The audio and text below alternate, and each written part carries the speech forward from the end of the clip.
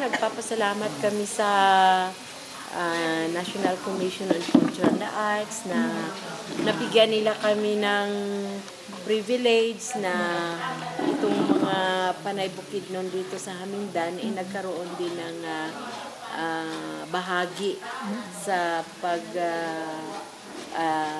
avail noong project na yun na kung paano ibalik yung aming traditional craft. At malaking bagay yun na parang na-inspire yung mga kababaihan namin, IP women. Masalamat kami kasi nasuportahan kami ng sasagin na para ibalik yung kultura. Sana tuntungan pa rin yung para yung tapos alaman. Tulungan pa.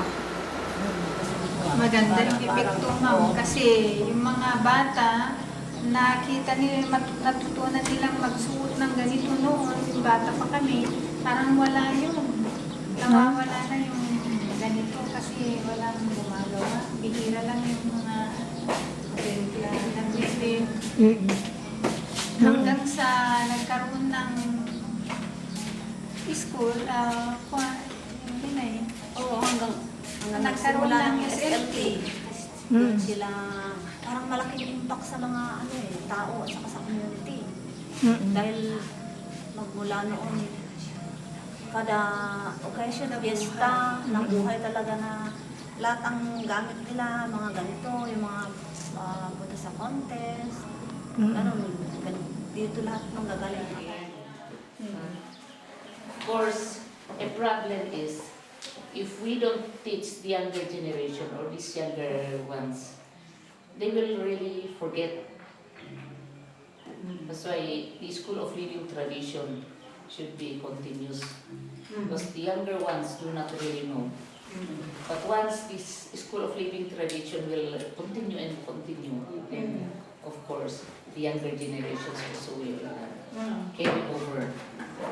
Before the project implementation, I met the parents of the SLT students and natutuwa nga sila and they are very much happy na nagkakaroon kami na ganong opportunity galing sa NCCA.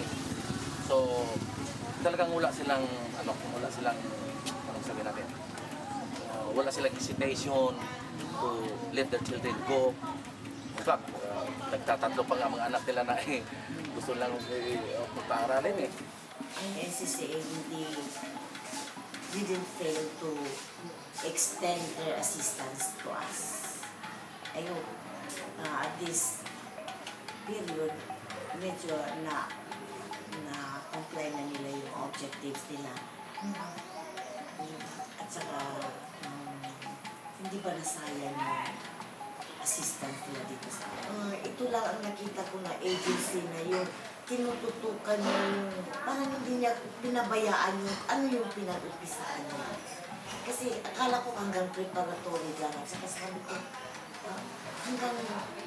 hanggang saan sila mag-assist sa atin. At saka, yun na nga, may apprehension ako na hindi magustuhan. Pero, at this point in time, nakita ko na not only ako ang natutuwa, nakikita ko na ang participation ng community is parang hindi dito na.